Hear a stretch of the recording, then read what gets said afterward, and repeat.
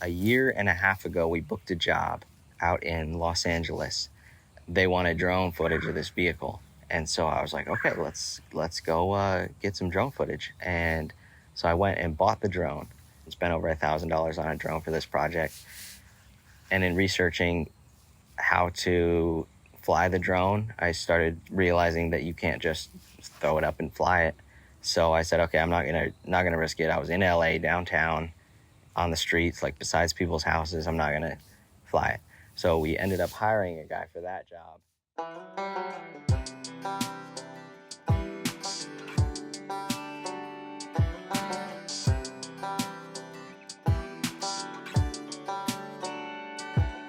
So that was how I started looking into the Part 107, realized that you have to actually go through the process, get your license and all that to do commercial work. So I thought I'd make a little video talking about my process, what I studied, what I learned, and then what I struggled with. So I studied about 20 hours. I ended up doing about 10 days before I booked the test and said, okay, now I got 10 days. I got to study. I got to get this stuff down, because whenever it's crunch time, you're going to actually spend the time to do it. So every night I spent about 2 hours after work going through practice tests, going through just anything I could find on YouTube. I would search for Part 107 2022, Part 107 Fall 2021. I'd search for things like I passed my Part 107, just looking for anything on YouTube, anything on Google that would give me information that was new, because a lot of these things that are full study guides are 4 or 5 years old. So I use the big study guides to get things down, like sectionals, airspace, all those different things that aren't really going to change. But then all the new rules, I just look through relevance. And then the Saturday beforehand, I got out of the house. I spent like 6 or 7 hours just studying all day, getting down whatever I could, and then writing down all the things that I was struggling with on practice tests and things that just didn't make sense, like some of the weather. Like if there's a low-lying inversion in high humidity, what will the clouds be like? And they would say like misty and stable air, stuff like that. I didn't really understand. Some of it I still don't understand, but I would write those things down, and then throughout that week I would take that information and study it.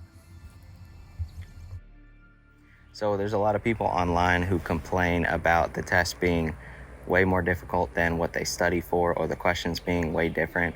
When I got there, I found that yes, the questions were different, but there was a lot of stuff that had to do with, if you understood the concepts, you could work through the problems. A lot of them were about sectional charts. Those were super easy because I spent so much time and so many people had talked about doing them. I was just working through the problems using the book and finding the right answer. Some of the questions that were more difficult for me, which I found in studying, and I knew it would be harder on the test, was the weather.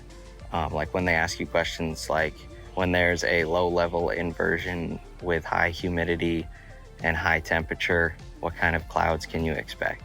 I still don't know all the answers to that. So I spent a decent amount of time trying to figure those things out in studying, and figuring out how the questions were asked so I could hopefully get them right. I don't know if I got them right on the test or not, but I did have some like that, where it was like weird weather things that I never learned that kind of stuff in school, and then had to learn it all there. So a lot of the different types of clouds I was able to pick up, but the different inversions and different like ways that clouds meet each other and the names of them, I struggled with that. So that was difficult on the test. But things like sectional charts, the basic drone safety, different airspaces, all those I found pretty easy to pick up because there's a lot of information on it. So I got 6 questions wrong, and I don't know exactly which questions I got wrong, but that was a 90%. When I got to the place, they showed you how to use the computer. They gave me a book with all the charts in it and all the information in it. Then they gave a bunch of different types of rulers and things to measure. Didn't use any of those, and they gave a piece of paper and a clear thing to put over here that you could draw on. I didn't use any of that. All I used was the notebook and the computer to do the test. I didn't have any math questions, anything that I had to add up. So it took me like 50 minutes to work through the problems, and then I had 6 questions left which they may have been the 6 that I got wrong that I had marked, because you can mark them as red and it shows a whole drop down menu of all the questions, and each question's in black that you've answered fully, and then the questions in red that you've tagged for later. Finished the test and then went out, and he walked out and he like clapped and was like, "That's good." He said, "You passed." So I was like, sweet. Then it took 4 more days for me to get my airman certificate temporary card that I printed off and laminated that you have to keep with you when you fly. So the whole process of learning about the Part 107, a lot of it's not applicable to flying a drone. Some of it is, but studying for it, if you put in the time, I'm pretty sure you can grasp it. There's so much information everywhere that all it cost me was $175 to take the test, $5 to register the drone, maybe $8 in gas to get to the place near me. It just takes time, and you have to sit down and say, okay, I'm going to do this. I found a lot of it pretty interesting, but I studied it, got it out of the way. Now we are moving on to do a couple other projects. I'm excited to get out and do more drone stuff. About 2 years ago, even before all this, I bought a remote for an FPV drone. I bought Liftoff. So I spent like 30 hours practicing that, like, okay, we're gonna get into this. This was way before I bought the DJI drone, hoping to do it for video work. Hopefully now that I'm licensed and have practice with some other drones, we'll be getting into that too. It'll make some pretty cool videos. So this was kind of a random video, but I thought you'd enjoy seeing what I've been up to.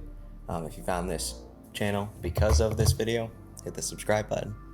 Thanks for watching.